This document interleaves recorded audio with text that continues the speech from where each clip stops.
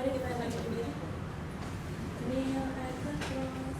117. Kneel at the cross.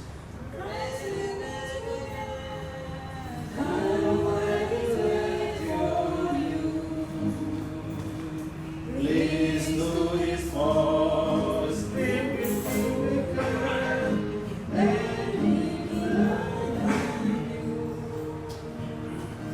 Kneel at the cross. Leave every care. Kneel at the cross. Jesus will meet you there. Kneel at the cross. There is no God who His glory share. Please celebrate how the beautiful those who are gone Kneel at the cross. Leave every care. Kneel at the cross. Jesus will meet you there.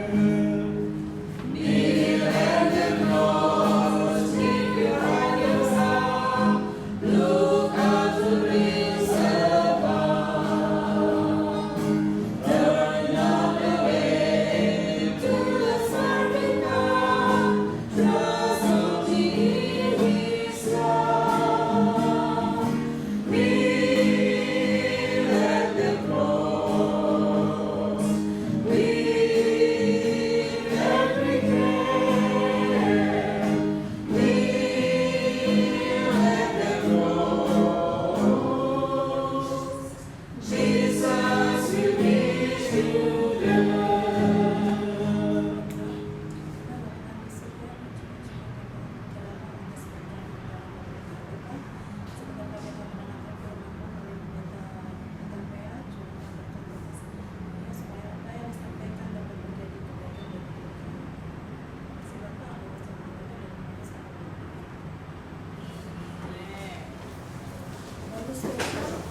Dinyanyikan oleh Ibu Elsa Ol.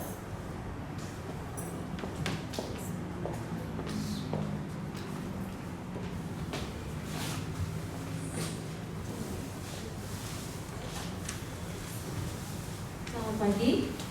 Di lagu pujian yang akan kami bawakan berjudul Terlalu Besar.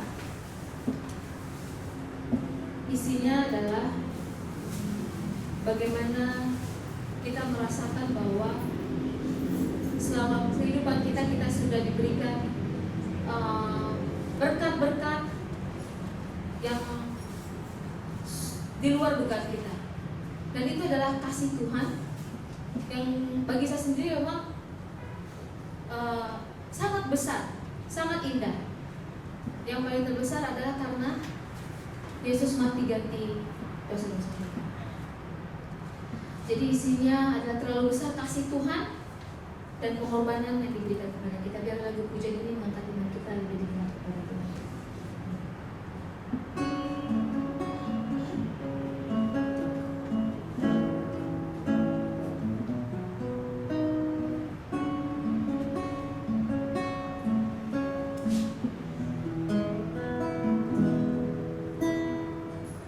Telah kulihat bukti kasih-Mu, Kau menderita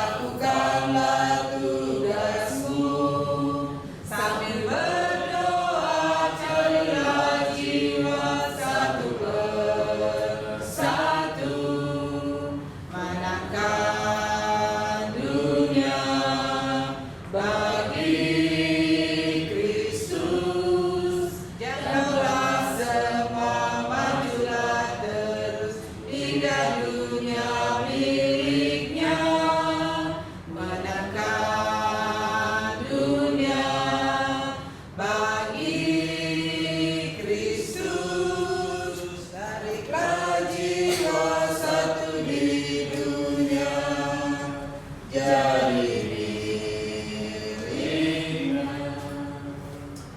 Bapa yang baik, Bapa yang kami sembah dan muliakan, saat ini kami datang Tuhan untuk beribadah kepadamu. Layakkan hati kami, hidup kami untuk menyembah-Mu di pagi hari ini. Setelah kami nyanyi, dengarkan lagu pujian dan kami nyanyikan nyanyian bagi Tuhan. Karena itu bau yang harum di hati kami. Dan saat kami belajar firman Tuhan, biarlah Roh Kudus menetraikan di hati kami supaya kami dapat melihat, mengenal akan setiap rencana Tuhan bagi pribadi kami masing-masing. Terima kasih Tuhan, Tuhan akan datang bersama dengan kami dan berbicara dalam hati kami. Dalam nama Yesus kami berdoa. Amin. Shalom. Shalom. Selamat pagi. Puji Tuhan, oleh karena kasih dan kebaikannya kepada kita dapat melewati satu malam dan kita pagi hari ini sudah mendengarkan lagu pujian. Ibu saudara, terima kasih banyak oleh karena kasih Kristus begitu besar menyelamatkan kita dari segala dosa dan kita memiliki pengharapan. Baik, pagi hari ini kita akan belajar bersama-sama kitab Ayub pasal yang ke-8. Nah, kalau sahabat yang pertama Elifas sudah berbicara dan kelihatannya tidak ada memberikan dorongan, tapi menurut Ayub ini seorang yang sudah melakukan kesalahan sehingga tragis kehidupannya, anak-anaknya mati, hartanya habis semuanya, bahkan dia pun mengalami penderitaan penyakit yang tidak biasa. Bayangkan sudah berbau busuk tubuhnya. Nah, sekarang bagaimana dengan sahabat yang kedua namanya Bildad? Ya, tapi Bildad menanggapi kata-kata Ayub. Oleh karena Ayub sudah berkata dalam Ayub pasal yang ke-7 ayat yang ke-20 21, kita baca Ayub pasal 7 ayat 20 21. Kalau aku berbuat dosa, apakah yang telah kulakukan terhadap engkau ya penjaga manusia? Mengapa engkau menjadikan aku sasaranmu sehingga aku menjadi beban bagi diriku? Dan mengapa engkau tidak mengampuni pelanggaranku dan tidak menghapuskan kesalahanku? Karena sekarang aku berbaring dalam debu. Kalau engkau akan mencari aku, tetapi aku tidak akan ada lagi. Lalu Bildad menanggapi tanggapan atau memberikan tanggapan terhadap kata-kata daripada Ayub itu. Berbicaralah Bildad. Saudara bisa bayangkan kalau pasal kedua itu Ayub pasal mereka duduk selama 1 minggu berdiam diri. Tapi sekarang mereka waktunya untuk berbicara kepada Ayub, dan Ayub sudah ada di atas debu, dan mereka sekarang ada Elifas di sana, ada Bildad di sana, ada Sofar di sana, ada juga istrinya di sana. Kita tahu kata-kata istrinya, "Utukilah Tuhan Allahmu," dikatakan maka kau akan mati. Tapi sekarang datanglah sahabat yang kedua ini, yang Bildad ini mengatakan, apa kata-katanya? Berapa lamakah lagi engkau akan berbicara begitu? Dan perkataan mulutmu seperti angin yang menderu. Masakan Allah membengkokkan keadilan? Masakan yang Maha Kuasa membengkokkan kebenaran? Dengan kata lain, apa dikatakan Ayub itu? Bildad mengatakan, kata-katamu itu seperti tak mungkin. Ya. Berapa lama lagi engkau berkata seperti itu? Buktinya, kenyataan hidupmu sekarang sudah seperti ini, susah, menderita, penyakit, semua hartamu sudah habis. Katakan masakan Allah membengkokkan keadilan, ya? Tak mungkin. Dengan kata lain, kembali Bildad menuduh akan Ayub bahwa penderitaannya itu akibat daripada dosanya, bahwa semua harta yang hilang itu oleh karena Tuhan sudah mengutuk dia. Ya, Tuhan tidak mungkin bertindak kepada Anda seperti yang Anda alami sekarang ini. Sudah sesuatu yang terjadi. Di balik daripada semua peristiwa itu ada kesusahan ataupun ada kesalahan, bahkan dosa yang telah kau perbuat.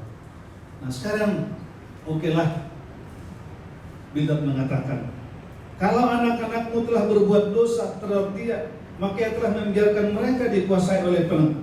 Oke, sekarang anak-anakmu itu sudah mati, tidak apa-apalah. Karena anak-anak sudah mati semuanya. Ya. Tuhan sudah menindak mereka juga. Tapi kau masih hidup sekarang ini. Kau masih hidup sekarang. Anak-anakmu sudah mati, kau masih hidup sekarang ini. Mari kita buktikan. Buktikanlah. Ya, ayat yang keempat ini dikatakan, ya, ayat yang kelima ini dikatakan, tetapi engkau, kalau engkau mencari Allah, ada satu kata-kata apa? Satu kata-kata wujudan, kalau engkau mencari Allah. Artinya diberikan satu pengharapan kepada dia, kalau kau mencari Allah, apapun hartamu, anakmu sudah harus mati. Kalau kau mencari Allah itu, dan memohon belas kasihan dari Yang Maha Kuasa. Kalau engkau bersih dan jujur, maka tentu Ia akan bangkit demi engkau, dan Ia akan memulihkan rumah yang adalah hakmu. Jadi kau masih hidup sekarang ini walaupun kau sudah menderita, tapi kalau kau betul-betul menyadari kesalahanmu dan bertobat kepada Tuhan, masih ada kesempatan. Tapi ada satu hal yang saya ingin sampaikan kepada kita. Kira-kira Ayub, maksud saya Bildad ini waktu melawan Ayub ini, kira-kira apakah tepat kata-katanya? Saya baca dalam buku Hidup yang Terbaik. Seharusnya kita belajar etika melawan orang sakit. Bagaimana? Saya ingin bacakan di sini. Buku Hidup yang Terbaik dikatakan, adalah kebaikan yang menyesatkan dan sikap kesopanan palsu. Dikatakan, kalau kita datang menjemput pas orang sakit dengan memberikan kata-kata terbuka. Ini. Jadi sebaiknya apa? Kita datang. Sebenarnya sikap daripada Bildad seorang itu, mereka diam diri, mereka menunjukkan simpati.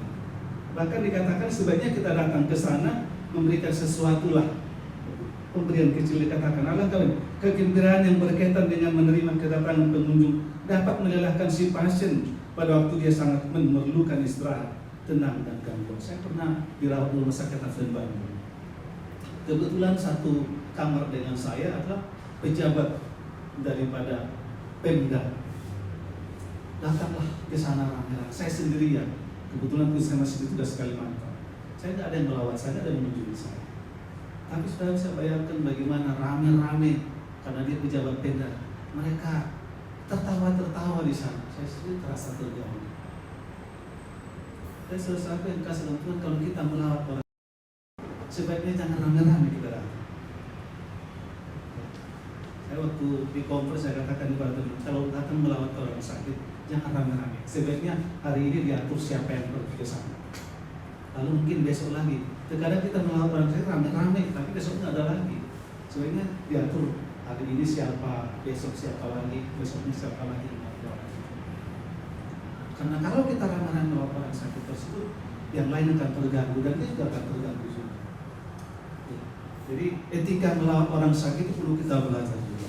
Ini Bildad yang datang melawat orang sakit, sahabatnya itu pun dia tidak mengerti etika melawat orang sakit tersebut.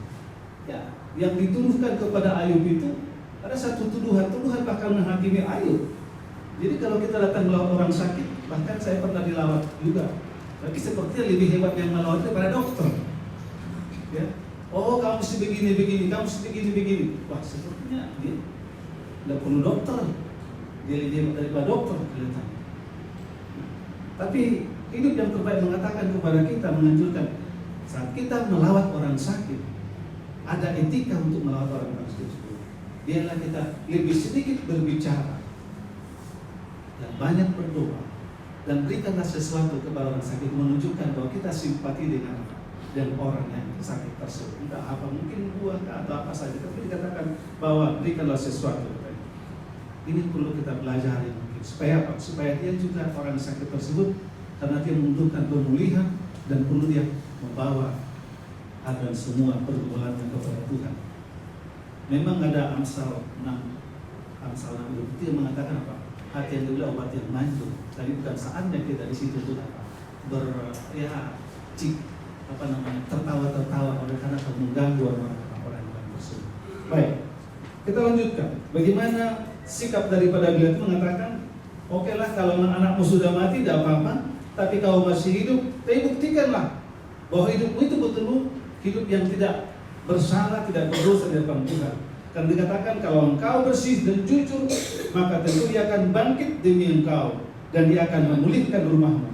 Maka kedudukanmu yang dahulu akan kelihatan hina, tetapi kedudukanmu yang kemudian akan menjadi sangat mulia. Satu pelajaran saudara-saudara kita minggu ini menarik juga bagi saya, oleh karena sebuah mengenai Ayub juga. Tapi dibuat terbalik pelajaran saudara-sahabat itu. Pasal 42 dulu, dimulai dengan pasal 42, bagaimana Ayub dipulihkan. Nah, kelihatannya, saya pikir itulah sebabnya kalau sudah baca pasal 41, Ayub, mereka bertiga harus minta maaf kepada siapa? Kepada Ayub. Harus minta maaf kepada Ayub. Karena Allah juga mengancam akan apa? Mengancam dari ketiga sahabatnya ini, oleh karena mereka sudah salah persepsi tentang penderitaan yang dialami oleh Ayub tersebut, sehingga diminta. Sehingga Ayub pun berdoa. Sekarang kebalikannya, Ayub yang berdoa dalam pelajaran sekolah sahabat ini. Ayub yang berdoa kepada siapa? Kepada sahabat-sahabat yang sudah menghakimi Ayub atas penderitaan yang dimilikinya, yang dikatakan sebagai akibat dosanya. Nah, sekarang terbukti, ya. Bagaimana kita lihat dalam perjalanan sekolah. Tapi kemudian dikatakan, bolehlah juga kau bertanya. Jadi bila mengatakan dengan misalkan, boleh kau bertanya dulu apa? Bertanya-tanyalah tentang orang-orang zaman dahulu dan perhatikanlah apa yang diselidiki para nenek moyang. Sebab kita anak-anak kemarin mengetahui apa-apa, tidak mengetahui apa-apa. Karena hari-hari kita seperti bayang-bayang. Bahkan mereka harus mengajari engkau dan harus berbicara kepadamu dan melahirkan kata-kata dari akal budi mereka. Artinya Bildad ini menegur juga dia. Pengalaman orang-orang dahulu itu bagaimana saat sakit, saat menderita, janganlah membenarkan diri. Ya, janganlah membenarkan diri. Tapi evaluasi diri. Kira-kira itulah maksudnya ya. Jangan membenarkan diri, tapi evaluasi diri. Merenunglah dan coba renungkan siapa-siapa yang mengalami pengalaman seperti inilah akibat kesalahan. Bildad mengajak akan Ayub ini supaya dia merenungkan. Kemudian dikatakan, dapatkah panda bertumbuh tinggi kalau tidak dirawat? Nah, ini ada tumbuh-tumbuh hubungkan dengan alam, bagaimana alam itu bertumbuh ya secara alamiah, secara naluri, bahwa tumbuh-tumbuhan bertumbuh dengan alam. Tetapi kelihatannya kamu tidak seperti itu yang kamu alami. Dan kemudian kita juga lihat dalam pasal yang ke-13 dikatakan, demikian pengalaman semua orang yang melupakan Allah. Ya. Maka lenyaplah harapan orang fasik. Jadi sudah baca dari ayat yang ke-13 itu sampai ayat yang ke-19 adalah satu pengalaman daripada orang-orang yang melupakan Allah atau tidak percaya lagi kepada yang disebut dengan fasik. Ya. Jadi orang fasik itu dengan kata lain juga Bildad itu menuduh akan Ayub ini seorang yang fasik. Ya. Jadi satu sekali lagi, kalau kita melawan, lebih bagus kita berdiam diri daripada kita menuduh orang tersebut. Satu kali waktu kami gembala jemaat, ada satu keluarga, udah 5 sahabat tidak datang, saya lawan. Bagaimana rumahnya tertutup terus. Lalu kemudian sahabat yang kenal datanglah.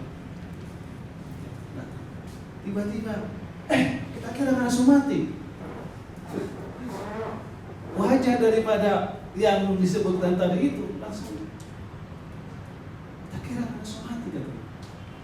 Langsung sekarang. Baru Yesus sudah selesai kebaktian datang kepada saya, Pak Pendeta. Saya diceritakanlah pengalaman bagaimana pergumulan. Walaupun mungkin itu katakan bagus itu, sama karena teman mungkin tapi bayangkan. Kita pikirkan kamu sudah mati. Kata-kata itu diucapkan kurang tepat. Dia sangat kecewa walaupun teman. Seharusnya ada sobat kita selalu ada pulang. Kita sudah apa kabar? Kami sudah menunggu. Sudah begitu kan. Tapi kata-kata itu tambah menyakitkan. Jadi hati-hati juga kalau kita melihat seseorang yang apa pergumulannya, apa masalahnya. Derita kesusahan yang alami seseorang itu, jangan kita tambah lagi luka di hatinya, ya. Janganlah kita tambah beban dalam hidupnya oleh karena penderitaan. Dia katakan, ya, yang andalannya seperti benang laba-laba. Artinya orang-orang yang fasik tersebut atau orang yang tidak percaya kepada Tuhan dikatakan adalah seperti benang laba-laba. Jadi kita tahu benang laba-laba itu mudah sekali dihapuskan kan gitu kan. Kepercayaan seperti sarang laba-laba. Dan ia bersandar pada rumahnya, tapi rumahnya itu tidak tetap tegak. Yang menjadikannya tempat berperang, tapi rumah itu tidak tahan. Inilah bila ini mengingatkan kembali, semua yang kau miliki ini sekarang sudah tidak ada. Seperti sarang laba-laba. Begitulah. Kita tahu sarang laba-laba itu, saya lihat itu indah sekali ya. Mereka turun seperti itu. Mungkin bagaimana mereka hidup Ayub itu pernah indah, tapi sekarang sudah berlalu. Itulah kata-kata Bible. Berlalu semua, habis semua. Ya, tidak ada. Bahkan dikatakan tadi bila ia dicabut dari tempatnya, maka tempatnya itu tidak mengakuinya lagi. Katanya, belum pernah aku melihat engkau, bahkan sekali pun yang tahu. Tidak bisa bayangkan bagaimana sarang laba-laba kita bersihkan, tapi tidak ada lagi di sana. Itulah kehidupan daripada Ayub. Sekarang tidak ada lagi. Tidak ada lagi. Itu kata-kata dari siapa? Kata-kata dari Allah. Tetapi kemudian ayat yang ke-20 sampai 22 dikatakan, ketahuilah, ya, ketahuilah Allah tidak menolak orang yang saleh, dan Ia tidak memegang tangan orang yang berbuat jahat. Dia masih akan membuat mulutmu tertawa dan bibirmu bersorak-sorak.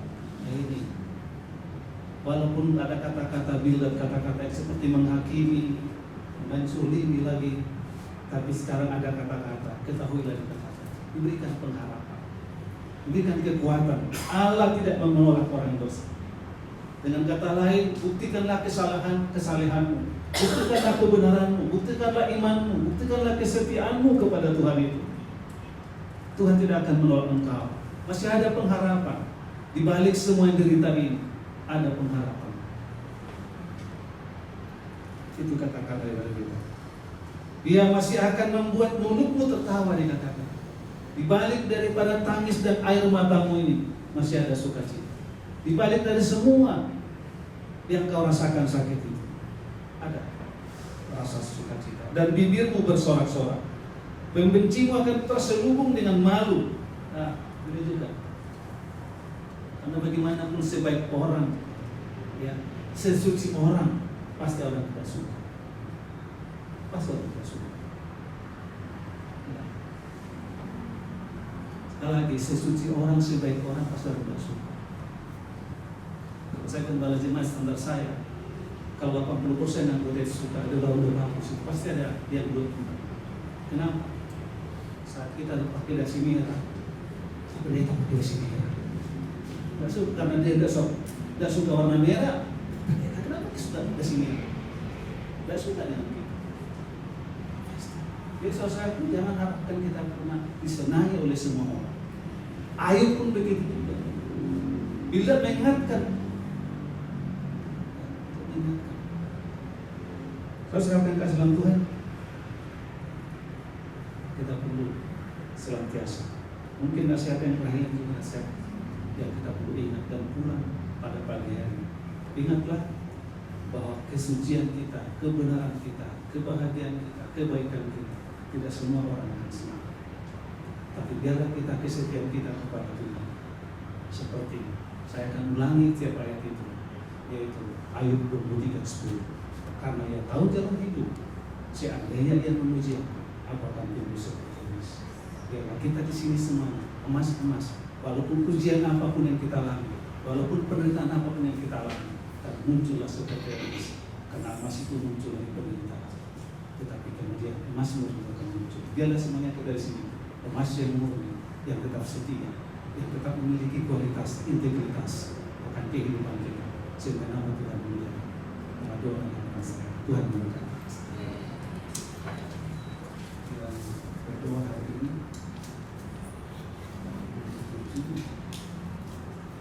Saudara Vivi yang doakan C. Hana Baban, kemudian T. Manto. Saudara Vivi, ya, C.